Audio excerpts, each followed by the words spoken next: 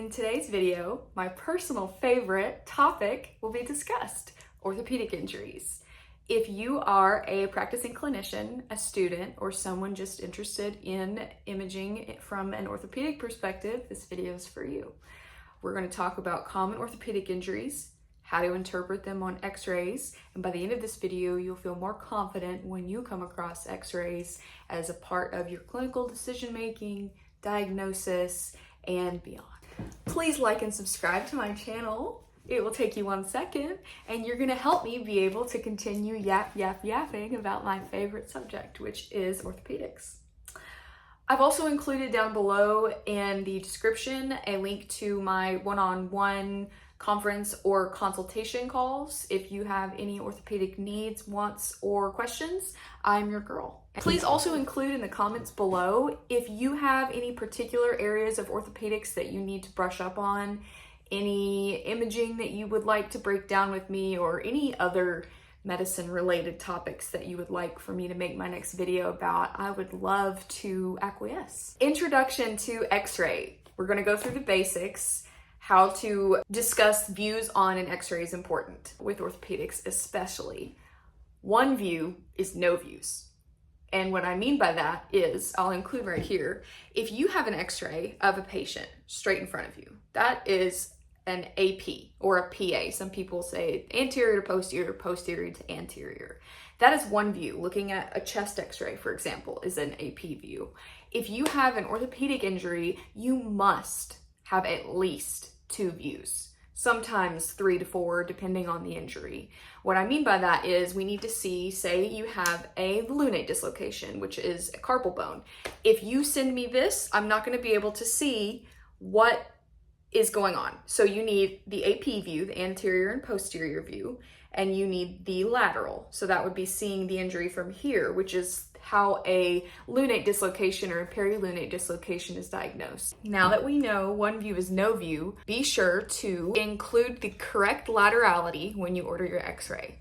Seems stupid to even mention. If it's on the left side, double check with the patient, double check with the chief complaint section of the patient's chart, make sure you order the right side. I've had patients unfortunately get the wrong side imaged and then have to wait for another set of x-rays, which kind of puts everyone behind. Next, we will look at some normal x-rays to start. We need to know what things look like without injury or pathology before we can be comfortable looking at them with. So the first x-ray, this is a normal wrist. An AP and a lateral would be the basis of what anatomy that you would like to image. Say someone comes in, they have a fall on outstretched hand, which you would call a foosh if you are in school. We do not call it that in ortho land because we think we're cooler, I think, than calling it foosh. We say ground level fall. We don't really care how they fell because the image will tell us more than the story. Often with a foosh injury, you will see a scaphoid fracture or maybe a distal radius fracture. But a normal variant of a wrist x-ray, this is the AP, and this is the lateral. You want to make sure on the lateral that the radius and the ulna are in line with each other, because if you have it to the side, that's technically an oblique view, and you're not going to really be able to use that for appropriate diagnosis. This is an ankle.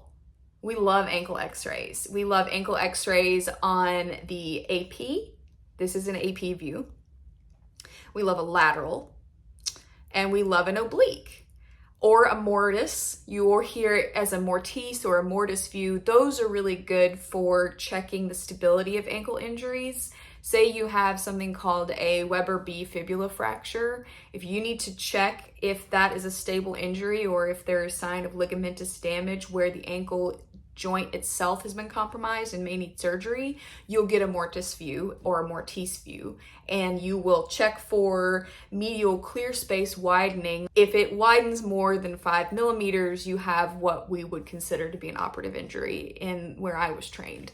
That is up to the surgeon, and that is super specialized in orthopedics, but if you have medial clear space widening on a mortise view or a mortise view, you would want a picture of the ankle in that view, which is an oblique, And again, when you are externally rotating the foot to try to create the space, if there's an injury that would require surgery, like a ligamentous injury with the fracture on the lateral side, then you will see widening on the medial clear space, and that will give you enough information to put the patient in a splint, have them remain non-weight bearing, and then follow up in clinic with the surgeon that will help the patient decide, should we keep this non-weight bearing and try to manage it without surgery, or do we want to go on and plan for operative fixation? This is a knee x-ray. You will get this a lot with ground level falls, with twisting mechanism injuries. This is the basis of where you start when you have someone come in that has a sports injury as well. Say you have a basketball player who twists his knee and has an ACL tear. You need to rule out a fracture first, and it's also the least invasive, the least amount of planning required, and your basis to start with before you get an MRI for a ligamentous injury. That would be the imaging modality of choice. You start with an x-ray, AP and lateral. Make sure you don't see a patella fracture. Make sure you don't see a Sagand fracture. A Sagand fracture is often seen with an ACL injury. You can check for tibial plateau fractures, which are sometimes really hard to see on x-ray, but guarantee ya, if you can see a tibial plateau fracture on x-ray, you will either need to call your ortho friends or you will need to get a CAT scan, because those are a big deal.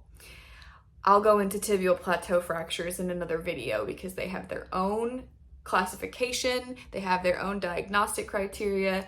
It is called the Schatzker criteria. There are 6 types, and they are very often operative. They have a very long recovery, and they are known in severe cases to affect the recurrent branch of the anterior tibial artery in such a way that you would need to monitor that patient for compartment syndrome. So you do not send them home in a splint. Also good to check for patellar dislocations on these. Those are pretty common in people like me with some ligamentous laxity. You may encounter patellar dislocation with a large knee effusion, and you will know before you try to reduce anything, can I even try to reduce this patellar dislocation?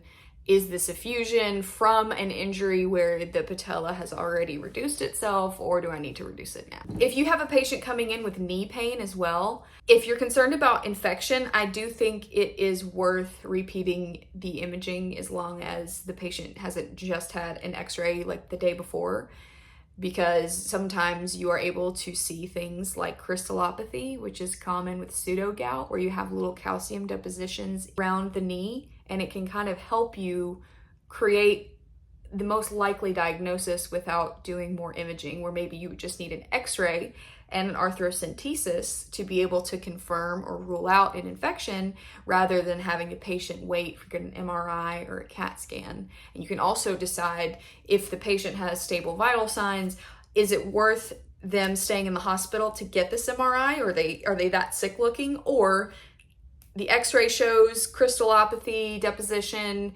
it shows no fractures, and I sent the patient's synovial fluid to the lab. Let's have them go home and come back in clinic. This is a shoulder x-ray. You'll order these all the time when you have sweet old nanas who fall down and they have shoulder pain. You'll often see a proximal humerus fracture, especially in your geriatric population. It's just an area that often gets dinged when they fall and it breaks, and you will manage it non-operatively most of the time. But you also see things like AC joint separations, acromioclavicular joint injuries, where you have it graded between types. Have a patient who's young and healthy comes in, took a hard shoulder to the ground in a snowboarding accident. You'll want to get an x-ray on that. You also want to get it if you're concerned about dislocation. So if you have a patient who has suffered from a seizure, you'll often see posterior shoulder dislocations. If you have someone who has had recurrent shoulder injuries in the past, you'll want to make sure you rule out a dislocation. And you'll also be able to tell on x-ray, or by just looking at the patient, you'll see either a sharp drop off where the shoulder looks like it's sitting lower than the other side, and you can't tell until you get the x-ray, is that an AC joint separation that's impressive, where the this joint has torn and it's holding the shoulder lower, or is the shoulder actually out of place and we need to figure out how to get it back in. With an anterior shoulder dislocation, it will almost always dislocate anterior and inferior, so down and forward. And the reduction maneuver is to bring the arm externally rotate and back and push it back. But you would need to get an AP, a lateral, and then often we'll do something called a Gracie view or an axillary or a Velpo view, which is looking at the shoulder from above, looking at the shoulder from behind, or looking at the shoulder from underneath the armpit to be able to kind of see where the humeral head is sitting on the glenoid, kind of like a ball on a golf tee, except sideways. So here's your golf tee, here's your golf tee, and here's your golf ball. And you can see easier if you get a side view or from above where that ball is sitting without ordering an MRI or a CAT scan, especially if it's dislocated and the patient's in a lot of pain.